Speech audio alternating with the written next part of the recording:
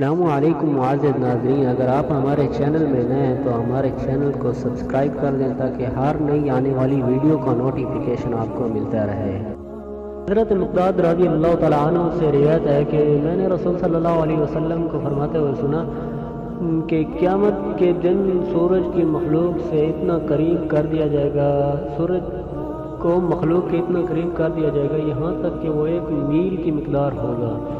سلیم بن عمر جو حضرت مقداد سے روایت کرنے والے ہیں وہ فرماتے ہیں کہ بخود مجھے معلوم نہیں کہ میل سے زمین کی پیمائش والا میل مراد ہے یا سلائی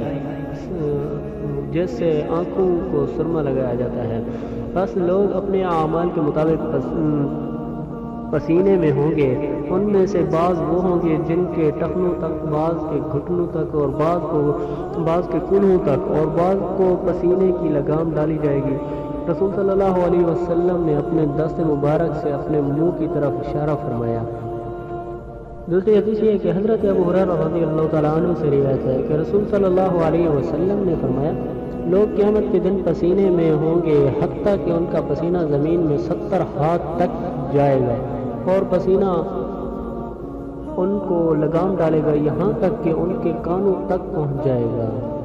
ایک اور حدیث ہے کہ حضرت ابو ہریرہ رضی اللہ تعالیٰ عنہ سے روایت ہے کہ ہم رسول صلی اللہ علیہ وسلم کے ساتھ تھے جبکہ آپ صلی اللہ علیہ وسلم نے دھماکہ سنا،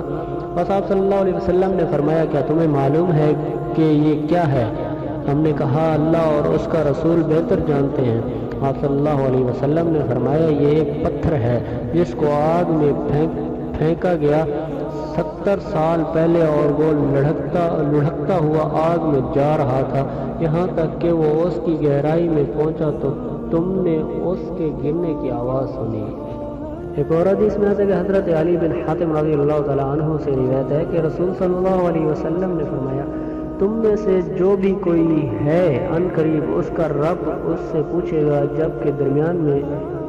کوئی ترجمان بھی نہ ہوگا۔ بندہ اپنے دائیں دیکھے گا تو اسے اپنے بھیجے ہوئے اعمال کے سوا کچھ نظر نہ آئے گا، اور اپنے بائیں دیکھے گا تو اپنے آگے بھیجے ہوئے عمل ہی دیکھے گا، اور اپنے سامنے دیکھے گا تو جہنم کے سوا سامنے کچھ نہ دیکھے گا۔ بس تم آگ سے بچو، خواہ کھجور کے ایک ٹکڑے کے ذریعے بھی ہو۔